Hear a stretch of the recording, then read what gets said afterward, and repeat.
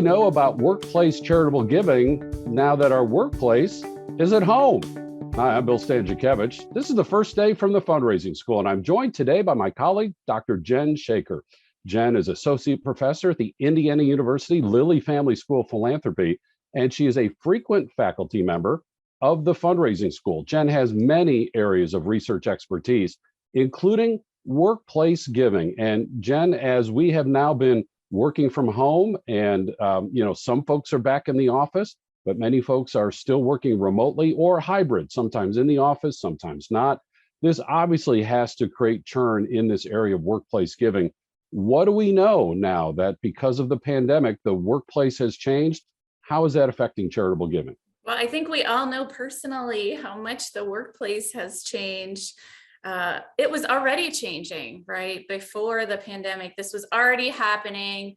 And in fact, I have a study that used data from some years ago that we've been working on that already showed that off-site employees were less inclined to give and volunteer through workplace programs than on-site colleagues. So it was already happening before the pandemic, but as we know now, so many more people are at home, right? What was it? 1/3 of people are working from home. So that's a big change for workplace giving, and one that workplace fundraisers really have to be thinking about. In fact, we already were preparing for that because there's been a lot of growth in really great online giving platforms for workplace giving, right? Where employers can provide their workplace CSR programs, including volunteering, giving, matching, tracking, all in one platform. So that was already coming. So I think really the pandemic has amplified the importance of those platforms, and really for fundraisers to know and understand those platforms and how they work. And so at the 2-year mark of the health pandemic in 2022, only 1/3 of employees were back in the office full time, meaning 2/3 were either still working entirely remotely or in some sort of a hybrid situation. And Jen, as we read the business press, we're hearing that working hybrid or working remote is the new signing bonus, that employers are saying, we get it. We know you want this remote working arrangement. And then the survey data that you had even before the pandemic was showing that those employees already were less likely to donate financially, and of course, much harder to volunteer, if you can volunteer even at all while working remotely. What are some of the data that you're seeing, whether it's industry surveys or things that you're seeing in academic research, on what's happening now with workplace charitable giving? Yeah, I was just looking at a couple newish industry studies, which I would recommend that you all look up. One by Your Cause of about 256 companies and their data to analyze some things about workplace giving in the last couple of years. And then another by Deloitte, which was a survey of something like 1,000+ professionals at different organizations around the country. And so those are out there. You can find them, Google them, and you can see some of the results of those. And I think they had some really interesting findings. People still were giving. Well, just like we found out, when we see Giving USA or the big numbers about giving in the last year or so, people still gave. So people who gave in the workplace still gave, right? So they still gave, and even retirees gave. So you might think, how are retirees still giving?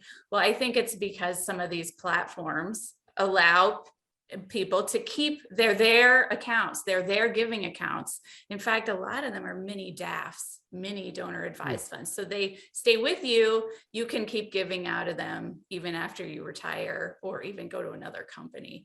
So anyway, people kept giving. Yeah, one thing that I thought was interesting is in the survey of the professionals, young professionals were really giving, in that case, at a higher rate than older professionals. And so that's kind of exciting because that's been a concern in workplace giving, that younger generations of workers are not giving in the same way. They feel differently about being asked to give through work. So that was a promising finding, that the younger people were giving. I mean, the retired people were giving too.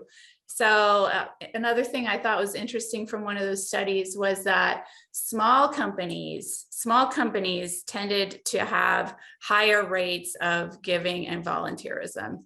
And so I think that's really interesting and important for fundraisers to consider, is that, we might just think big companies, lots of employees, but how about thinking of some of the smaller companies in your community? And when I say small, this study was less than 1,000 employees. So we're not talking tiny, but we're talking a gamut.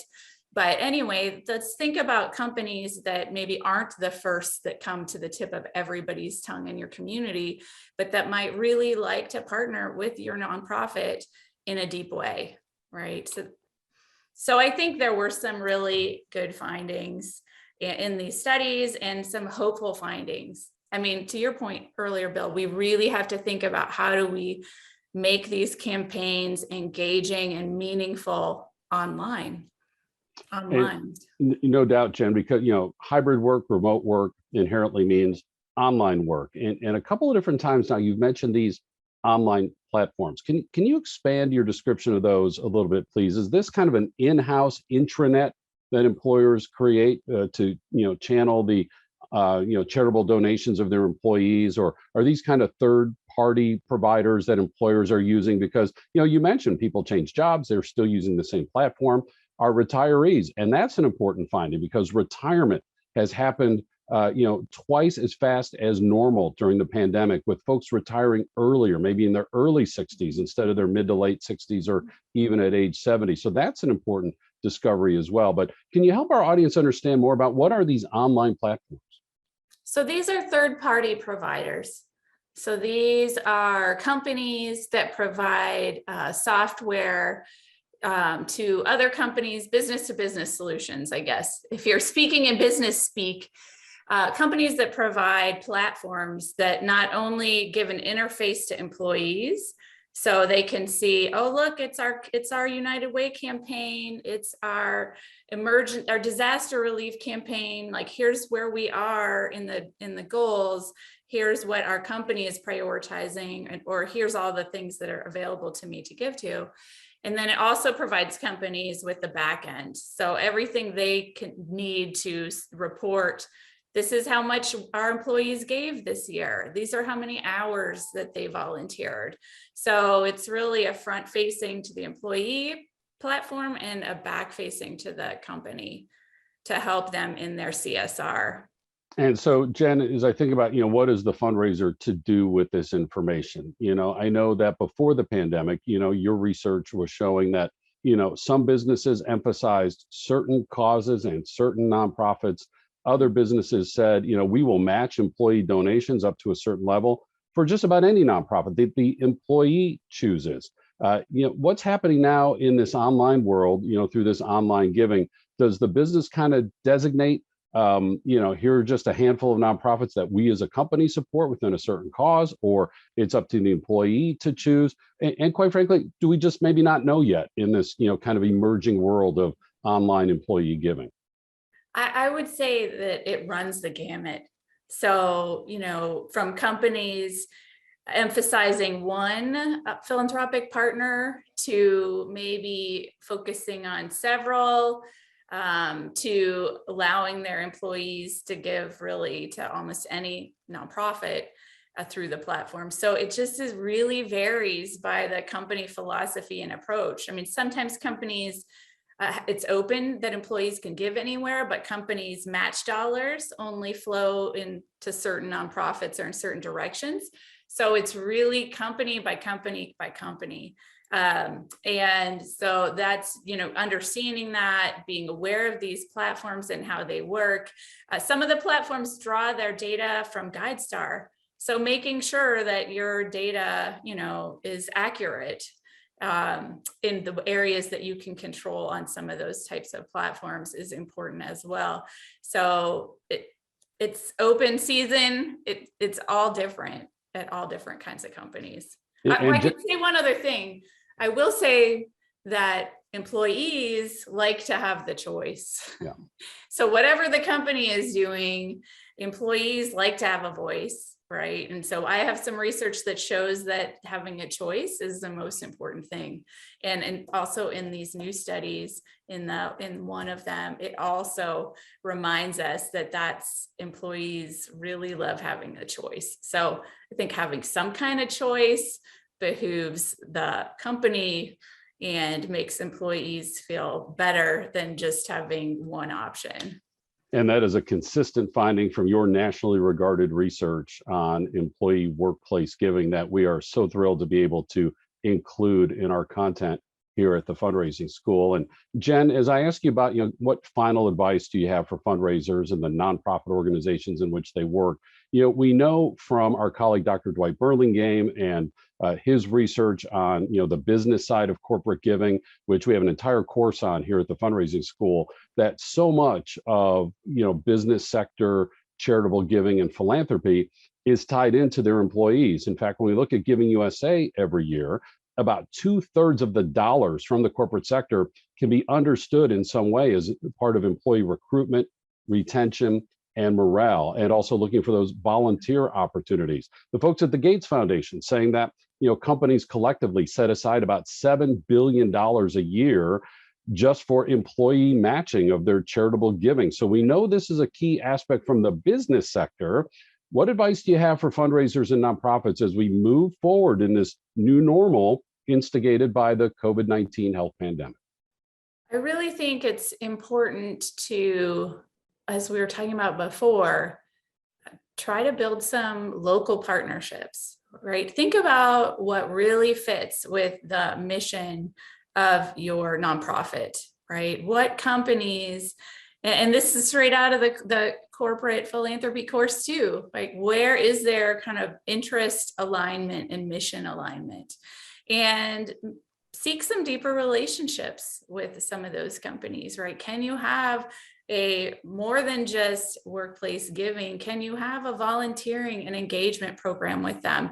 Because back to what you were saying, Bill, companies are really big believers in this, right? So companies have doubled down on this, and whether employees are always on board is another thing. But if you can get employees on board, then companies will double down again, right? So they're listening to their employees and they care about that a lot. So build some relationships. Don't discount smaller organizations. Really think about how do you connect with people in the online environment, right? Like just like anything, if we can connect and make people familiar or aware. This is also interesting from one of these studies in my research. Sometimes people aren't even aware or familiar this is happening in their workplace.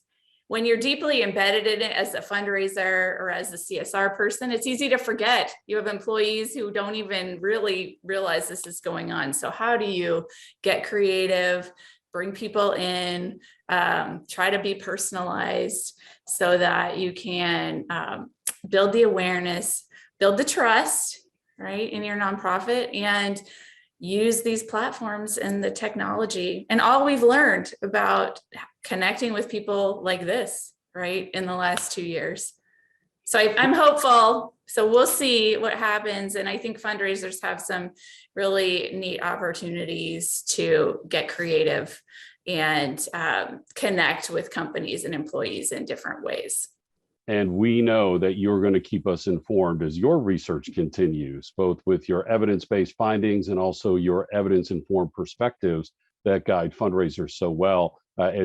Dr. Jen Shaker serves as the Associate Professor at the Indiana University Lilly Family School of Philanthropy and a frequent instructor for us as a member of our faculty at the Fundraising School. And as you glean from this conversation today, we need to add this to the list. So when we're identifying businesses and corporations, local, state, huge corporations, all ranges, and learning about their charitable giving, learning about their philanthropic strategies, seeing if those are aligned with our public service mission, this then gets added to the list. Hey, how are you intersecting now with your employees in terms of charitable giving and other philanthropic behaviors now that we're in this new reality of hybrid and remote work? Won't be the first question you ask, but it should be a question you ask as you continue to cultivate that relationship. This is the type of information that is in our public courses, available in person in more and more locations across the continental United States, and very widespread online, both recorded and live online courses. We deliver those through 4 certificate programs. We have our custom training where we can design courses specifically for you and your nonprofit. We have quarterly webinars, these free podcasts, all available on our website at philanthropy.iupui.edu/The Fundraising School. Again, thanks to our guest today, Dr. Jen Shaker. Our producers today are Jennifer Boffman and Mike Anthony. I'm Bill Stanczykiewicz, and now you are now more fully informed on this first day from the Fundraising School.